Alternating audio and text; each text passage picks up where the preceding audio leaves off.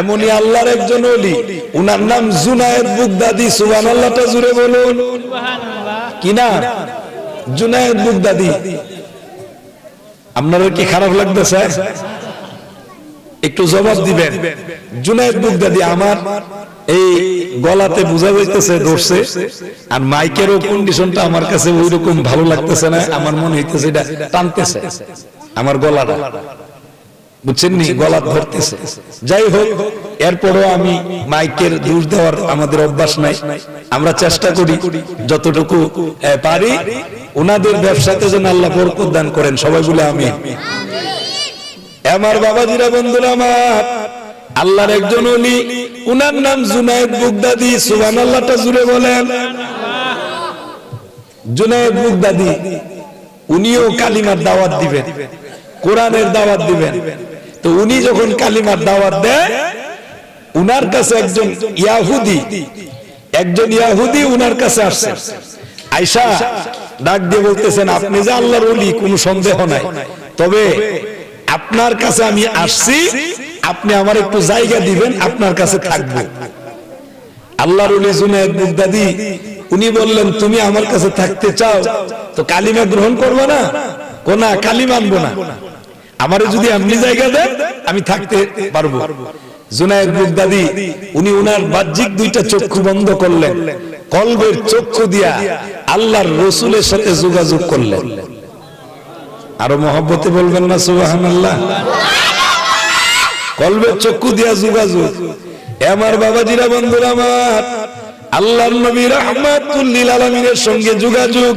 আমার আপনার নবী ডাক দিয়ে বলেন, জুনাইদ, আমার কাছে কত বেদী, কত মুশরিক কাফেরের আগমন করেছে, আমি তাদেরকে বিদায় করে দেই, তাদেরকে মেহমানদারি করছি, সুতরাং তুমিও মেহমানদারি করো।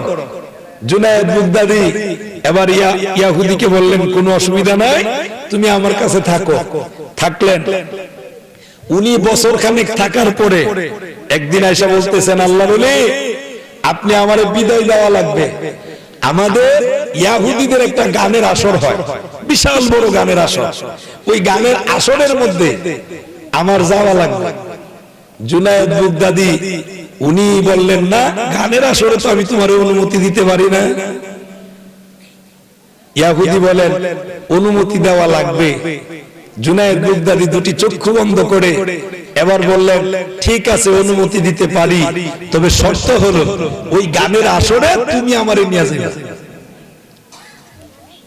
আমরা যদি এরকম কথা শুনি তাহলে আমরা মনে করবো যে আপনাদের মসজিদের খতিব সাহেব যদি কোন গানের আসরে যাইতে চায়, তো শোনা মাত্র বলবেন কি, এই হুজুর তাড়াতাড়ি দেশ থেকে বিদায় করো।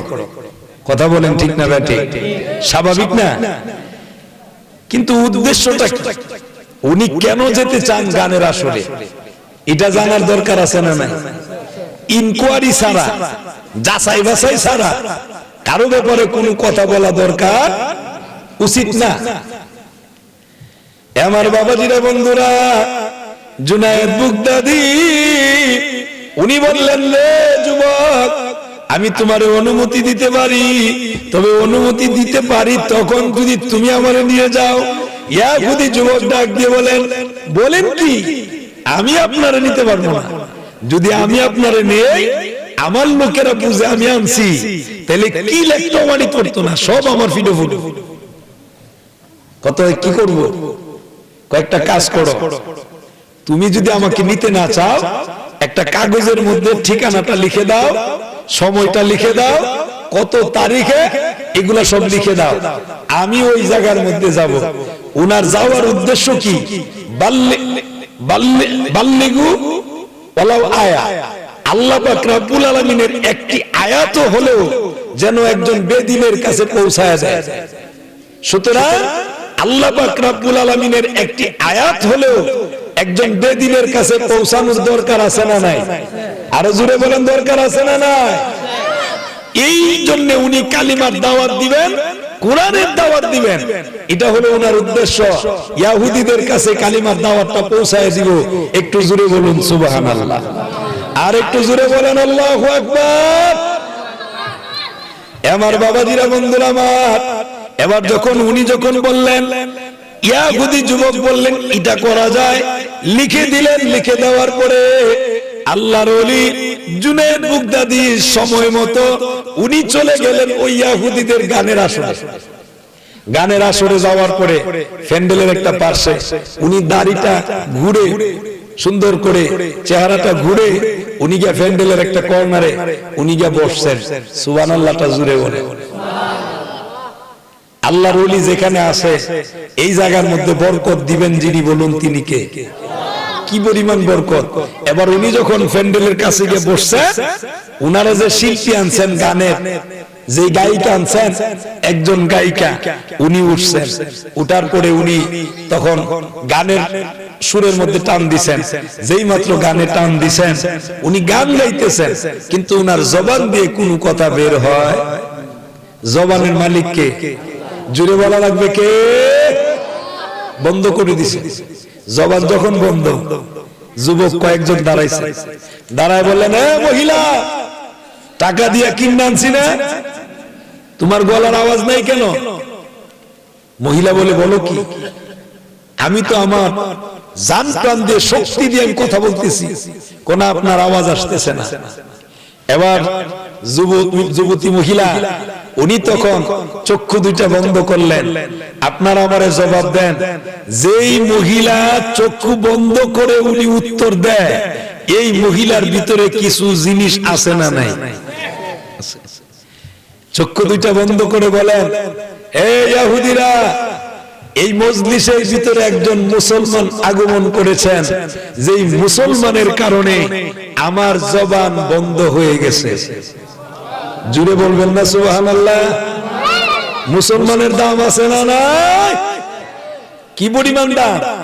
জুনায়েদ বাগদাদী একজন মানুষ আসছেন, হাজার হাজার মানুষ যেখানে, এই মহিলার গলাটারই আল্লাহ বন্ধ করে দিয়েছেন। গলা যখন বন্ধ, এবার মহিলা এই কথা বলার সাথে সাথে যুবকগুলো দাঁড়িয়ে গেছেন। দাঁড়ায় বললেন, এ মুসলমান, এত বড় সাহস, বাইরে হও। কে তুমি? বের হও। জুনায়েদ বাগদাদী মুসলমান, ভয় পাওয়ার মানুষ না। উনি আস্তে করে উঠলেন, ওনার মুখের এই কাপড়টা সরালেন, কাপড়টা সরায়া দাড়িটার এইভাবে নাড়া দিলেন, নাড়া দিয়ে আস্তে করে স্টেজের সামনে গেলেন। স্টেজের সামনে গিয়ে পরিচয় দিলেন, আনা মুসলিম। একটু জোরে বলা যাবে কি সুবহানাল্লাহ? আমি মুসলমান। বলো কি বলবা? জুনায়েদ বাগদাদী খালি মুসলমান পরিচয় দিছেন। পরিচয় দেওয়ার সাথে সাথেই মহিলা ডেকে বললেন, ও মুসলমান, তুমি যে তোমার পরিচয় দিতেছ, আমি যদি অর্ডার দেই হাজার হাজার ইহুদি একটা করে যদি কিল দেয়, তুমি দিয়ে আলুর ভর্তার মতো মইরা যাইবা, ঠিক না? কিন্তু জুনায়েদ বাগদাদী উনি কত চমৎকার জবাব দেয়, হে মহিলা, কাকে তুমি মরণের ভয় দেখাও? মরণের ভয় কারে দেখাও? আমাকে মরণের ভয় দেখায়ও না, কারণ হায়াত মউতের মালিক যিনি, বলুন তিনি কে? আরেকটা আওয়াজ করে বলুন তিনি কে? আল্লাযী খলাকাল মাউতা ওয়াল আল্লাযী খলাকাল মাউত হায়াতা ওয়াল হায়াতা লিয়াবলুয়াকুম আইয়ুকুম আহসানু আমালা। আল্লাহ পাক রব্বুল আলামিন বলেন, আমি এই মউত এবং হায়াত এটা দিছি কেন? তোমাদেরকে পরীক্ষা করার জন্য। একটু জোরে বলুন সুবহানাল্লাহ। আর একটা আওয়াজে বলুন আল্লাহু আকবার। এই যে মনে করেন হাফিজি মাদ্রাসা আমার আসে নাই, এই ভাইয়ের জানা আছে বিদায় উনি যতটুকু জানেন ততটুকুর হাফেজ। কথা বলেন ঠিক না বেঠিক? উনি আমাকে রুকমা দিবেন, ঠিক না বেঠিক? এই যে আপনাদের এই প্রতিষ্ঠান, এই প্রতিষ্ঠান থেকে যে ছাত্রগুলো বের হয়, এই যে আপনার রমাদান মাস আসতেছে, খতমে তারাবি পড়ানো হয়, তখন দেখবেন পিছনে হাফেজ সাহেব থাকে কি থাকে না, লুকমা দেয়। বাবারে, এক একজন হাফেজের যে কি দাম, এটা হয়তো আমরা বুঝি না, কি পরিমাণ সম্মান। সুবহানাল্লাহটা জোরে বলে। উনার জানা আছে বিদায় উনি লুকমা দিতে পারছেন, ঠিক না বেঠে? এই ছোট্ট হতে পারে হাফেজি কোরআন যারা পড়ে, এই যারা হাফেজ হয় এরা বয়সে ছোট হইতে পারে, কিন্তু এদের সিনার ভিতরে 30 পারা কোরআনের আমানত। বাবা, এক একজন হাফেজে কোরআন কাল কিয়ামতের দিন আপনার বংশের থেকে 10 জন মানুষকে টাইম না জান্নাতে নিয়ে যাবে।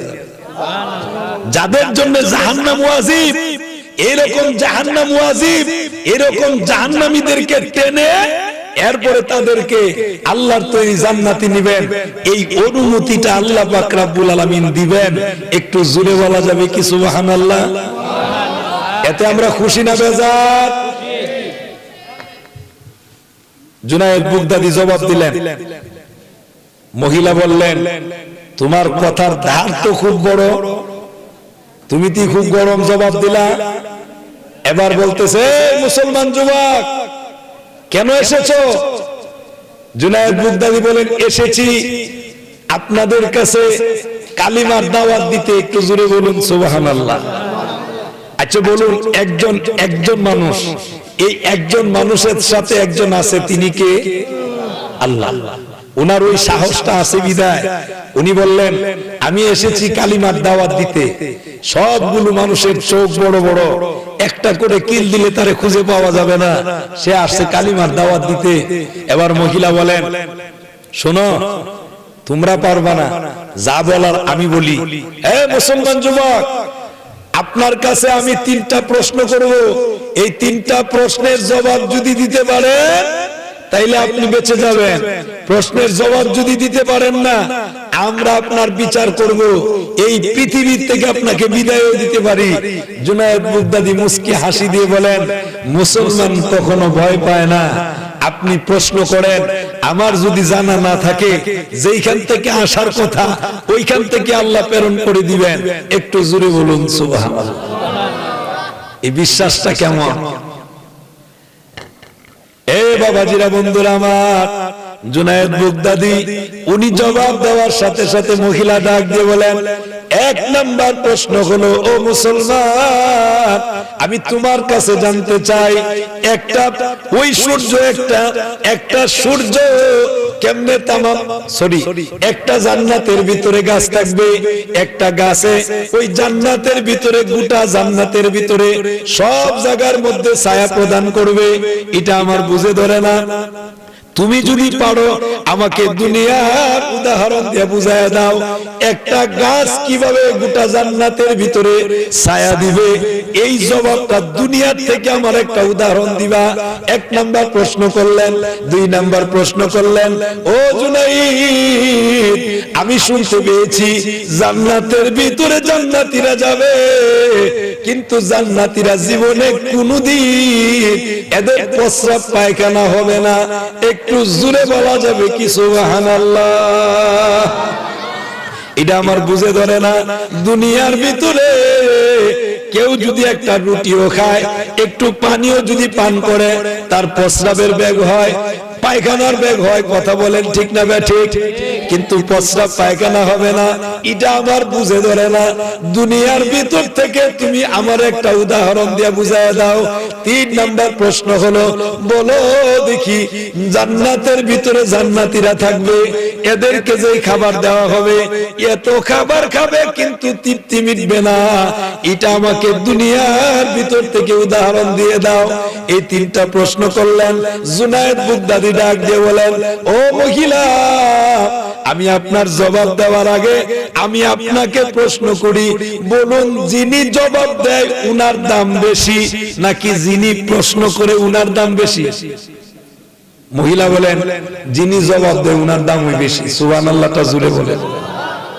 এটা হলো মুসলমানের প্রথম বিজয়। জুনায়েদ বাগদাদী বললেন, যদি আমার দাম বেশি হয় তো আমারে অনুমতি দেন, আমি স্টেজের উপর উঠব। এবার জুনায়েদ বাগদাদী স্টেজের উপরে উঠছেন। স্টেজের উপরে উঠার পরে উনি জবাব দিতেছেন। 1 নাম্বার প্রশ্ন, জান্নাতের ভিতরে একটি গাছ तमाम জান্নাতের সব জায়গায় ছায়া দিবে, এটা উনার বুঝে ধরে না। এখন উনি প্রশ্ন করেন, এ মহিলা, আপনি আমারে জবাব দেন, আকাশের ভিতরে সূর্য কয়টি? মহিলা জবাব দিলেন, আকাশের সূর্য একটি। আপনারা কল্যাণপুরবাসী, আপনারা আমারে জবাব দেন, এই আকাশের একটি সূর্য বাংলাদেশেই খালি আলো দেয় না ইন্ডিয়াতেও দেয়, পাকিস্তানেও? আমেরিকাতেও সব জায়গার ভিতরে আলো দেয়। এখন মহিলারে প্রশ্ন করলেন, ও মহিলা, একটি সূর্য যদি আল্লাহ পাক রব্বুল আলামিনের হুকুমে তামাম পৃথিবীর সব জায়গায় আলো দিতে পারে, আল্লাহ পাক রব্বুল আলামিনের হুকুমে জান্নাতের ভিতরে একটি গাছও ওই রকম সব জায়গার ভিতরে ছায়া দিতে পারে কি পারে না? সুবহানাল্লাহটা জোরে বলেন। উনি জবাব দিলেন, উত্তর সঠিক হইছে। 2 নাম্বার জবাব দেন। এবার মহিলাকে প্রশ্ন করে, মহিলা, আপনি আমার আগে জবাব দেন, আপনার বিয়ে হয়েছে কিনা? আমার বিয়ের সাথে সম্পর্ক কি? সম্পর্ক আছে। বলেন বিয়ে হয়েছে কিনা? বিয়ে হয়েছে। ছেলে মেয়ে হয়েছিনি? হয়েছে। এ মহিলা, আপনি জবাব দেন, আপনার পেটের ভিতরে যে সন্তান ছিল, এই সন্তানগুলো পেটের ভিতরে কতদিন ছিল? মহিলা জবাব দিলেন, কোন মায়ের পেটের ভিতরে কোন সন্তান 9 মাস, কোন সন্তান 9.5 মাস, কোন সন্তান 10 মাস, কোন সন্তান 10 মাস 10 দিন। একটু জোরে বলা যাবে কি সুবহানাল্লাহ? সন্তান এরকম ভাবে মায়ের পেটের ভিতরে থাকে। ও মহিলা, আপনার সন্তান আপনার পেটের ভিতরে দীর্ঘদিন ছিল। এই দীর্ঘদিনে আল্লাহ পাক রব্বুল আলামিন লালন পালন করছেন। একদিনও আপনার সন্তান আপনার পেটের ভিতরে প্রস্রাবও করে নাই, পায়খানাও করে নাই। একটু চিল্লায়া বলা যাবে কি সুবহানাল্লাহ? কোনা প্রস্রাবও করছে না, পায়খানাও করছে? আল্লাহ যদি আপনার পেটের ভিতরে সন্তানকে যদি 10 মাস 10 দিন প্রস্রাব পায়খানা ছাড়া লালন পালন করতে পারে, সেই আল্লাহ জান্নাতের ভিতরে প্রস্রাব পায়খানা ছাড়া লালন পালন করতে পারে কি পারে না? জোরে বলা লাগবে, পারে কি পারে না? এবার উনি জবাব দিলেন, জি পারে। 2 নাম্বার প্রশ্নের জবাব সঠিক হলো। 3 নাম্বার প্রশ্ন হলো, এখন আপনি জবাব দেন, এত কিছু খাবে, কিন্তু খাবে যে এদের তৃপ্তি মিটবে না, এটা কি আমাকে একটু বুঝায় দেন। এখন উনি জবাব দেয়, এ মহিলা, এই কথাটা তো আপনি বুঝবেন না। কেন? কারণ আপনি মুসলমান না। মুসলমানদের কাছে কোরআন তেলাওয়াত ভালো লাগে কি লাগে না? সুবহানাল্লাহটা জোরে বলবেন। একটা গান যদি হয়, দেখবেন কল্যাণপুরের কেউ যদি একটা গান বাজায়, এই গানটা একদিনের জায়গায় 1 সপ্তাহ যদি বাজা, তার একজনে শুনলে বলবে, এটা কত শুনোস, ভাল লাগে না, এটা বন্ধ কর। কিন্তু কোরআন তেলাওয়াত আপনাদের কল্যাণপুর মসজিদের মধ্যে সূরাতুল ফাতিহা পড়া হয় কি হয় না? সুবহানাল্লাহটা জোরে বলবেন না? এই সূরাতুল ফাতিহা যখন তেলাওয়াত করা হয়, কল্যাণপুরে করা হয়, কৃষ্ণপুর মসজিদে করা হয়, আশেপাশে যত মসজিদ আছে সব মসজিদের ভিতরে ফজর, মাগরিব, এশা এই 3 ওয়াক্তের ভিতরে প্রথম রাকাতের ভিতরে, দ্বিতীয় রাকাতের ভিতরে, মানে প্রত্যেক রাকাতে সূরাতুল ফাতিহা আছে না নাই? 2 রাকাতে আওয়াজ করে পড়া হয়। জীবনে কোনদিন কোন মুসল্লি কল্যাণপুরের এই কথা কি বলছেন যে হুজুর সূরাতুল ফাতিহা এর ভালো লাগে না? কেউ বলে না। কেন? কোরআন তেলাওয়াত মজা লাগে, ভালো লাগে। এক আলেমের কাছে শুনবেন, উনারটা যেমন ভালো লাগে, আরেকজনের কাছে শুনবেন, উনারটা আরো বেশি ভালো লাগে, আরেকজনের কাছে ভালো লাগে। এরকম কোরআনে হাফেজ তাদের কাছেও এই তেলাওয়াত শুনলে ভালো লাগে কি লাগে না? সুবহানাল্লাহটা জোরে বলে। উনি জবাব দিলেন, এই কোরআন মুসলমানদের কাছে ভালো লাগে, এজন্য আল্লাহ জান্নাতে তাদেরকে এত সকল নিয়ামত দিবেন, খাবেন, তৃপ্তি মিটবে না, আরো খাবার দিবে। একটু জোরে বলুন সুবহানাল্লাহ। 3টা প্রশ্নের জবাব শেষ। জুনায়েদ বুগদাদি মুস্কি হাসি দিয়ে বলেন, ও মহিলা, আমার একটা ইচ্ছা ছিল আপনার একটা প্রশ্ন করতাম, অনুমতি দিলে করব। কত অনুমতি দিলাম, কত অনুমতি দিলাম। আমার প্রশ্নটা হলো, আপনি বলেন দেখি, জান্নাত থেকে 3টা প্রশ্ন করছেন, আমি আপনারে জান্নাত থেকে একটা প্রশ্ন করব। এখন মহিলা বলে, না না, আমার আর প্রশ্ন করা যাবে না।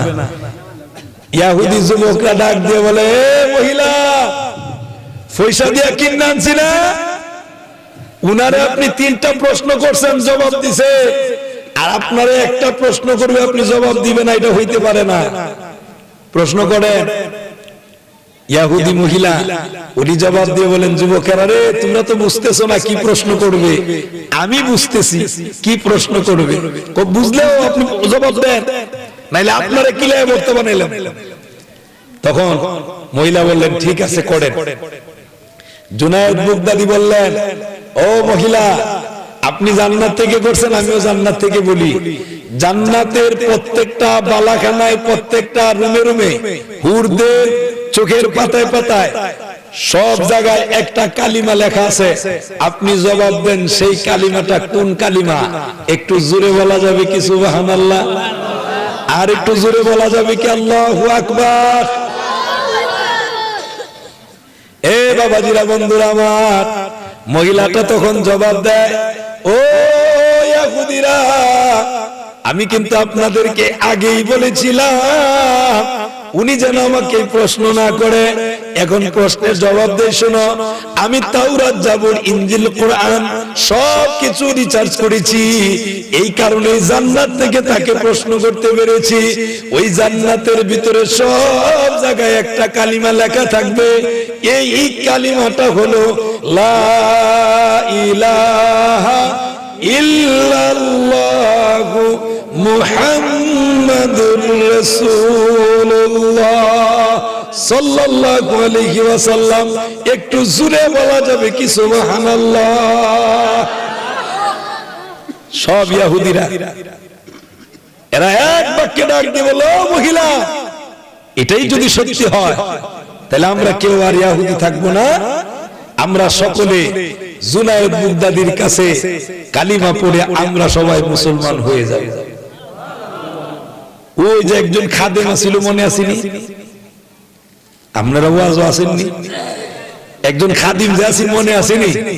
এক বছর যে আসিল, উনি তখন লাভ করে ভাই রইছেন, লাভ দিয়ে বের হয়ে বলেন, এই দিনের অপেক্ষায় ছিলাম, আজকে কালিমা পড়তে আমার কোন বাধা। সুবহানাল্লাহটা জুড়ে বলেন। সুতরাং এই কোরআনের দাম আছে না নাই? জুড়ে বলেন, দাম আছে না নাই? বাবা, এই কোরআনের কি পরিমাণ দাম। ছোট্ট করে একটা কথা খালি আমি আপনাদেরকে শোনায় দেই, রাত অনেক গভীর হয়েছে, কালেকশনেরও দরকার আছে, এই প্রতিষ্ঠানটাকে টিকানোরও দরকার আছে না নাই? টিকানোর দরকার আছে না নাই? টিকানোর দরকার। একজন বাদশা ছিলেন ভারতের, ওনার নাম পিতি রাজা। কি রাজা? পিতিরাজ। এই পিতি রাজা, ওনার একটা মেয়ে ছিল, খুব সুন্দরী, ষোড়শী। প্রবাদ একটা কথা বলে, পরের জন্য খাদ খাদলে নিজে খাদে ফইরা মরে। ঠিক না বেঠে? আপনি যদি একজনের উপরে জুলুম করেন, কয়দিন পরে আপনার উপরে জুলুম হইল। ঠিক নেই? এজন্য জুলুম করবেন না, কাউকে জুলুম মানে অত্যাচার করবেন না, নির্যাতন করবেন না। এই পিতি রাজা, যিনি শ্রীহীন, উনি যখন ভারতবর্ষে আসলেন, ফকির মানুষ, ফকির মানুষ, খালি কালিমার দাওয়াত দেয়। সুবহানাল্লাহটা জুড়ে বলেন। আল্লাহর কোরআন, এই কোরআনের দাওয়াত দেয়। আর আল্লাহর উনি, উনার কাছে যেই যায়, উনিও খালি উনার কাছে যা গেলেই রূপের পরিবর্তন হয়ে যায়, কালিমা গ্রহণ করে। পিতি রাজা দেখলেন যে আস্তে আস্তে তো সব মুসলমান হয়ে যেতেছে, তো এদেরকে মানে বাঁচাইবো কিভাবে? মন্ত্রী পরিষদ ডাক দিলেন। মন্ত্রী পরিষদ ডাক দিয়ে এবার তাদেরকে জিজ্ঞেস করলেন, আপনারা অনেকে আস্তে আস্তে করে উঠতেছেন, আপনাদের মনে খারাপ লাগতেছে, রাত হয়ে গেছে গা, কি আরো সামনে বাড়তাম না, সাইডে দিতাম? বলতাম। ডান হাতটা উঁচু করে বলেন আল্লাহু আকবার। পিতি রাজা উনি মন্ত্রী পরিষদকে জিজ্ঞেস করলেন, বলো, এই মুসলমান ফকিরে যেইভাবে যা শুরু করছে, মানুষ তো আস্তে আস্তে সব কালিমা পড়তেছে, এটা তো বন্ধ করা দরকার। একজন মন্ত্রী ডাক দিয়ে বললেন, বাদশাহ মহোদয়, আমার দৃষ্টিতে মুসলমানদেরকে পরাজিত করতে গেলে একটা মেডিসিন আছে। কি মেডিসিন? কোন সুন্দরী নারী অর্ধ উলঙ্গ করে যদি উনার কাছে পাঠানো যায়, আর এই নারীর রূপে আকর্ষিত যদি হয়ে যায়, উনার চরিত্রও যাবে, উনার আমলও চলে যাবে, তখন আর কালিমার দাওয়াত কার্যকরী হবে না। উনি যখন বললেন, এবার রাজা কয় ঠিক আছে, একজন মেয়ে এই আমার রাজ্যের ভিতরে সবচাইতে সুন্দরী যে, তাকে তালাশ করে নিয়ে আস। মন্ত্রীরা সবাই বের হইছে, রাজ্যের ভিতরে যেই বাড়িতে যা গিয়া শুনে এই বাড়িতে একটা সুন্দরী মেয়ে আছে, উনার কাছে যায় যখন জিজ্ঞেস করে, ওই বাড়ির থেকে এই জবাব আসে, আমার মেয়ের চাইতে আরো বেশি সুন্দরী পিতি রাজার মেয়ে। কার মেয়ে? পিতি রাজার মেয়ে। যার বাড়িতে যা সেই বলে পিতি রাজার মেয়ে সুন্দরী। বিপদ হইছে নেই, সব ফেরত আসছে। ফেরত যখন আসছে, ফেরত আসার পরে এখন আইসা বলতেছেন মাথা সব নিচে। পিতি রাজা জিজ্ঞেস করেন বিষয় কি? ও বিষয় হলো, যত বাড়িতেই গেলাম সবাই বলল আপনার মেয়ে নাকি বেশি সুন্দরী। এ বাবারা, বন্ধুরা, পিতি রাজা ডাক দিয়ে বলে, ও মন্ত্রীরা, আমার মেয়ে যদি বেশি সুন্দরী হয়, এই কাজের জন্য আমি আমার মেয়েকেই পাঠাইব। জুড়ে বলেন নাউজুবিল্লাহ, আরো জুড়ে বলেন নাউজুবিল্লাহ। এদের কাছে কি কোনো চরিত্র আছে? নাই। পিতি রাজা নিজে তার মেয়ের কাছে ঢুকলেন, গিয়া দুইটা বলতেছেন, মা, আমি একটা দায়িত্ব তোমাকে দিব, সেই দায়িত্ব পালন করতে যায় তুমি যদি তোমার চরিত্র নষ্ট করতে হয়, তুমি তোমার চরিত্র নষ্ট করা লাগবে, তারপরে ওই দায়িত্বটা পালন করা লাগবে। মেয়েটা বললেন, আপনি যেহেতু লজ্জার মাথা খেয়ে ফেলেছেন, তাহলে আপনি বলুন কি দায়িত্ব পালন করা লাগবে। এই বিষয় এই মুসলমান ফকির আসলেন, উনি যেহেতু এখানে আসলেন, উনাকে খাজা মাইনুদ্দিন চিশতি আজমিরি সানজিরি রাহিমাহুল্লাহ, উনাকে তুমি তোমার রূপের আগুনে আকর্ষিত করে উনার চরিত্রটা ধ্বংস করে দিবা। পিতি রাজার মেয়ে বলেন, আপনি যেহেতু আমারে বাছাই করছেন, এটা তো কোনো ব্যাপারই না, এটা দেখবেন আমি যাব, উনার চরিত্র ধ্বংস হয়ে যাবে। পিতি রাজা খুশি না বেজার? খুব খুশি। উনার অনুমতি দিলেন, উনি চলে গেলেন। এ বাবাজিরা, বন্ধুরা আমার, উনি যখন চলে গেলেন, যায়া তাকায়া দেখতে বাইরে পিতি রাজার কন্যা নজর করে দেখেন আল্লাহর ওলি খাজা মাইনুদ্দিন চিশতি সানজিরি আজমিরি, উনি আল্লাহর কুরআন তেলাওয়াত করতেছেন। একটা জবানও বন্ধ নয়, একটু মহব্বতে বলুন সুবহানাল্লাহ। কি তেলাওয়াত করে? কোরআন। আমার বাবাজিরা, বন্ধুরা আমার, কোরআনের কেমন পাওয়ার! কোরআন যখন তেলাওয়াত করে, পিতি রাজার কন্যা অর্ধ উলঙ্গ। খাজা মাইনুদ্দিন চিশতি, আল্লাহর ওলি খাজা মাইনুদ্দিন চিশতি সানজিরি আজমিরি, উনি তো উনার দিকে কোনো নজর দেয়? সুবহানাল্লাহটা জুড়ে বলেন। উনার ভিতরে ভয় কার? জুড়ে বলা লাগবে কার? ওই আল্লাহর ভয়টা যার ভিতরে থাকবে, ওই মানুষ জিন্দেগিতে কোনো অপরাধ করতে পারে? করবে না, আল্লাহর ভয় করবে না। এবার উনি তাকায় না,